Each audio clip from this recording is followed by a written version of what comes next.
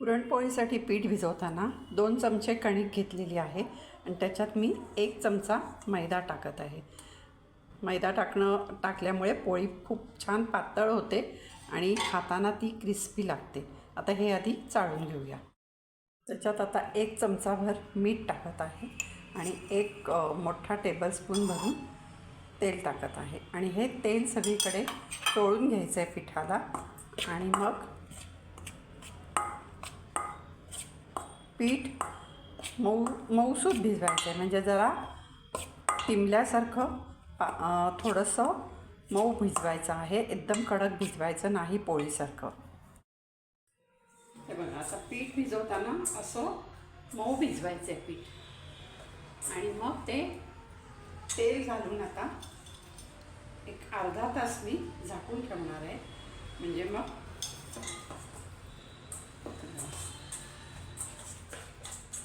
त्याला वरती सगळीकडे तेल लावले आणि असं एवढं मऊ मऊ पीठ भिजवायचं आणि एक त्याला अर्धा तास किंवा जास्तीत जास्त 10-15 मिनटं रेस्ट द्यायला झाकून ठेवून द्यायचं. बघा, असं पीठ कसं आहे हे असं झालेलं आहे. त्यामुळे असं पीठ तुमचं झालं पाहिजे म्हणजे पोळी अजिबात फाटत नाही. पुरणपोळी करायच्या आधी काही टिप्स बघा. पुरणाचं हे जे पुरणपोळीचं पीठ आहे त्याच्यात 2:1 म्हणजे 2 वाट्या किंवा 2 चमचे जर तुमचं कणिक असेल तर त्याला 1 चमचा मैदा घालावा. म्हणजे पोळी फाटत नाही, तुटत नाही. आणि हे बघा, हे असं पीठ चिकट होतं. असं चिकट झालं पाहिजे. नंतर पीठ एवढं असं मऊ भिजवायचं म्हणजे पोळी छान मऊ पण होते आणि छान ती लाटली जाते. पोळी कडक होत नाही पीठ मऊ भिजवलं की. दुसरी गोष्ट म्हणजे पोळी लाटायला तांदळाचं पीठ घ्यायचं. कधीही दुसरं कुठचंही पीठ घ्यायचं नाही, कारण तांदळाचं पीठ हे सरसरीत असतं, जरा चरचरीत असतं. त्यामुळे पोळी छान लाटली जाते. आता आपण बघूया की पोळीसाठी आपण किती कणिक आणि किती हे घेणार आहोत. हे बघा, आता हे मी एवढी ही कणिक घेतलेली आहे आणि त्याला हा एवढा पुरणाचा गोळा घेतला आहे. आता पुरण किती घालायचं हे तुमच्या ह्याच्यावर आहे, तुम्हाला किती गोड पाहिजे. ज्यांना गोड लागतात पोळ्या त्यांनी कणिक जास्त घ्या, पुरण कमी घ्या. आता हे असं त्याला पुरण आतमध्ये घालून घ्यायचं आणि मैदा घातल्यामुळे ना पोळी पातळ लाटता येते, कारण चिकटपणा येतो आणि त्यामुळे पोळी सरसर सरसर वाढते. बघा, आता आपण 2 हे उंडे करून ठेवू. परत मी दाखवते तुम्हाला. साधारण एवढा गोळा घेतला तर साधारण हे बघा दुप्पट त्याच्या पुरण आहे. पुरण आपण जास्त घेतले, हे कमी घेतले कणिक.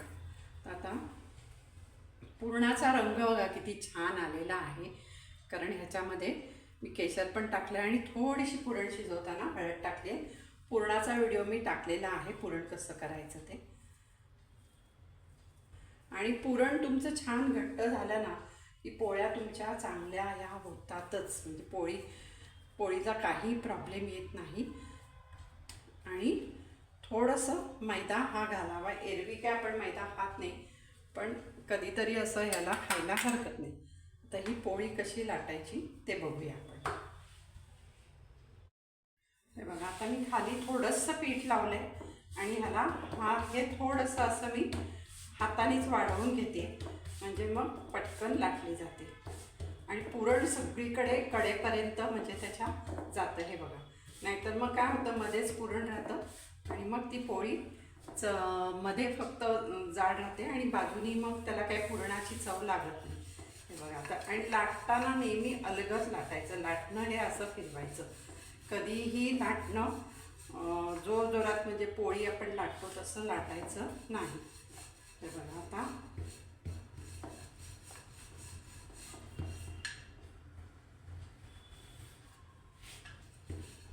तुम्ही बघाल तर पुरण कडेपर्यंत सगळं गेलेलं आहे. आणि कडा ह्या नेहमी ना खूप छान पातळ करायच्या, कडा जाड ठेवायच्या नाही. पोळीसुद्धा खूप जाड नाही करायची, ती खाताना खूप जाड जाड जाड जाड लागतं असं. बघा आता माझा हा पोटपाट मोठा आहे. आपला एवढ्याशा ह्याच्या पोळी किती छान वाढली आहे आणि मोठी झाली अशी.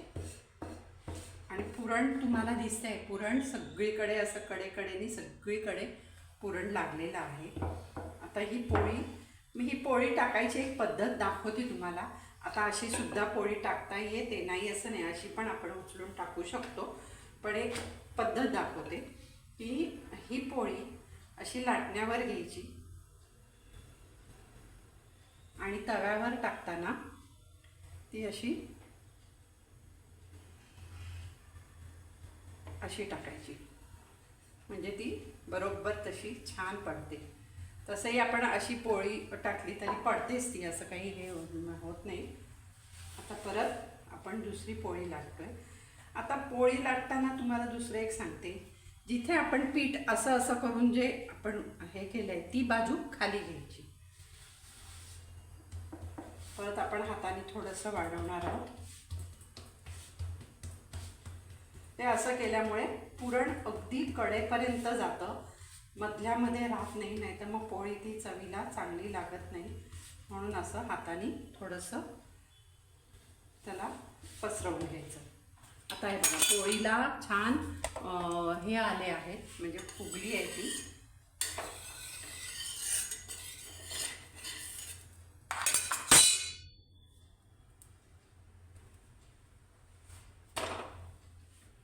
बघा रंग किती छान आलेला आहे, पोळीला सुरेख रंग आलेला आहे.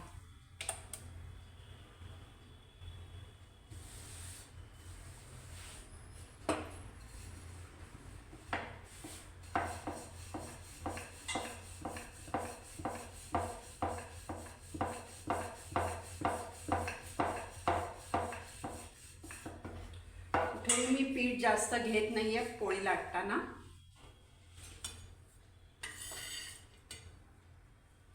पोळी दोन्ही बाजूनी छान खरपूस झाली पाहिजे, करपली पण नाही पाहिजे आणि छान असा त्याला रंग छान आला पाहिजे. मी आता गॅस बारीक केलाय. आता झालेली आहे पोळी. हे बघा किती छान रंग आलाय त्याला. आता आपण तूप टाकूया. ही पुरणाची पोळी खूप फुगणं महत्त्वाचं नाही आहे. तुम्ही जर कणिक जास्त घेतली तर पोळी फुगेल, पुरण जास्त घेतलं तर पोळी फुगत नाही, पण चवीला मात्र ती खूप छान लागते. आता हे बघा किती सुंदर दिसते आपली पोळी. ही छान झालेली आहे.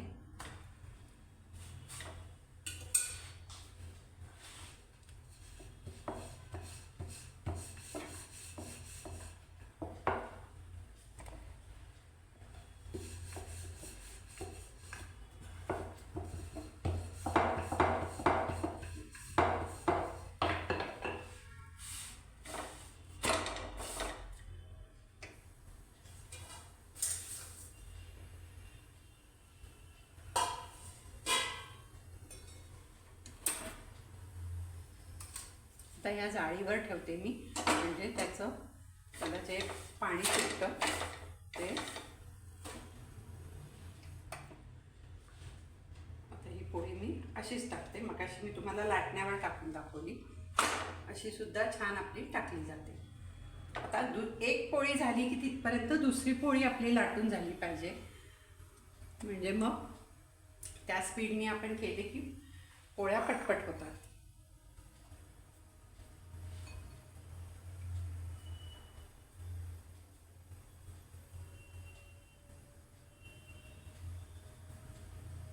आता मी हे तुम्हाला दाखवलं की पोळी जी आहे ती परफेक्ट प्रमाण, म्हणजे गोडीला एकदम ज्यांना गोड लागतं त्यांच्यासाठी हे दाखवलं. ज्यांना गोड कमी लागतं त्यांना कणिक जास्त घ्यायची आणि पुरण थोडं घ्यायचं, म्हणजे मग ती गोडीला त्यांना बरोबर लागते.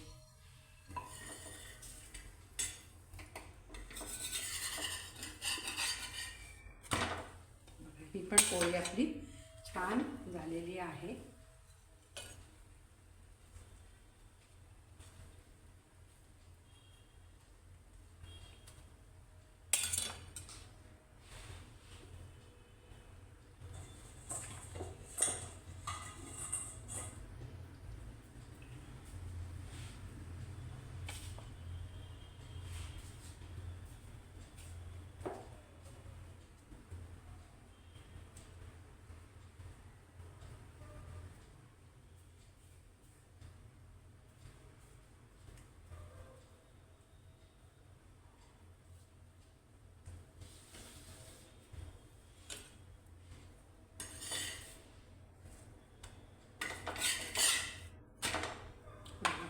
पण छान खरपूस झालेली आहे. आता ह्याच्यावर आपण तूप टाकलं की अजून ती खाताना खूप छान लागते. आणि कोणाला तुपाबरोबर आवडते, कोणाला कटाच्या आमटीबरोबर आवडते, किंवा आमच्या इकडे कोकणामध्ये नारळाचं दूध काढतात आणि नारळाच्या दुधाबरोबर आम्ही पोळी खातो. म्हणजे जे आपण साधं दूध घेतो त्याच्याऐवजी आम्ही नारळाचं दूध घेतो. तर ह्याला रंग बघा किती सुंदर आलेला आहे.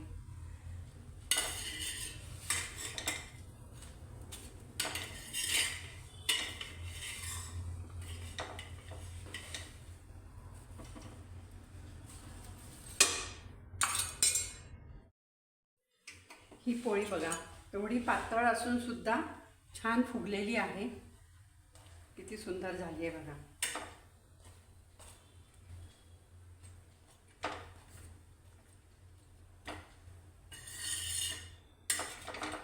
पुरण तुमचं खूप छान असेल, सुकं असेल, म्हणजे असं ओलसर नाही पाहिजे, असं पाहिजे पुरण सुकं असेल आणि पीठ थोडंसं तुमचं हे पाहिजे, काय म्हणतात, मऊ पाहिजे. अगदी कडक पीठ घेऊन चालत नाही. तर असं तुमचं पीठ पण मऊ असेल तर तुमची पोळी. आणि पिठामध्ये मैदा हा घालायचा 2:1, म्हणजे 2 भाग कणिक असेल तर 1 भाग मैदा घालायचा. तर ती पोळी खूप छान लाटली जाते आणि होते पण छान. आणि अजिबात कुठेही तुमची पोळी फाटत नाही. आता बघा तुम्हाला 3 पोळ्या दाखवल्या मी करून, एकही पोळी माझी अशी फाटली नाही आहे. आणि खाताना पण छान लागतात, असं मऊ लुसलुशीत लागतात. आता ही आपली पोळी झालेली आहे बघा. ही पण पुरणपोळी खूप छान फुगली आहे.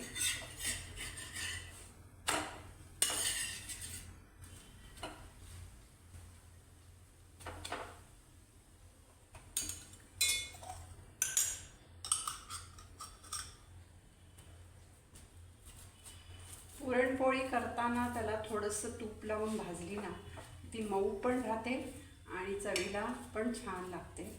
असं थोडंसं तूप लावून पोळी भाजून घ्यायची आणि मग वरतून तुम्हाला खाताना तूप पाहिजे असेल तर तुम्ही नंतर घेऊ शकता.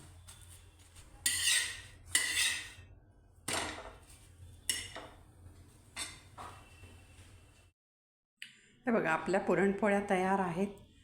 ह्या पोळ्या इतक्या चविष्ट लागतात. तुम्ही कशाबरोबरही खा. तुम्ही दुधाबरोबर खा, नारळाच्या दुधाबरोबर खा, किंवा तुपाबरोबर घ्या, किंवा कटाच्या आमटीबरोबर खा. ज्याला जसं आवडेल तसं खाऊ शकतात. आता ही मी पोळी तुम्हाला एक मोडून दाखवते. इतकी मऊ लुसलुशीत होते ना, हे बघा. नुसतं बोटाने सुद्धा ती तुटली जाते. म्हणजे अजिबात त्याला तोडायला किंवा हे जोर लावायला लागत नाही. आतून पण बघा पुरण वगैरे किती सुंदर त्याच्यामध्ये असतं. त्यामुळे आणि पुरणपोळीचं एक वैशिष्ट्य म्हणजे खूप जाडजाड पोळ्या केल्या ना तर खूप छान नाही लागत. पुरणपोळी ही पातळ हवी, त्याचे काठ पातळ हवे आणि गोडीला एकदम छान हवी, तरच ती पुरणपोळी खाण्यात मजा असते. आणि खरंच मैदा घातला ना थोडासा तर पुरणपोळी खूप छान लाटली जाते, पातळ लाटली जाते, कुठेही तुटत नाही आणि पोळ्या अतिशय उत्तम होतात. तुम्ही पण करून बघा. मी ज्या प्रमाणात सांगितलं आहे त्या प्रमाणात. तसंच पुरण कसं करायचं ह्याचा व्हिडिओ मी 2 दिवस अगोदर टाकलेला आहे. असंच छान पुरण तुमचं तयार असेल तर ते फ्रीजमध्ये ठेवलं की अगदी 8 दिवस आरामात छान राहतं. जेव्हा पाहिजे तेव्हा गरम गरम पोळ्या तुम्ही करू शकता.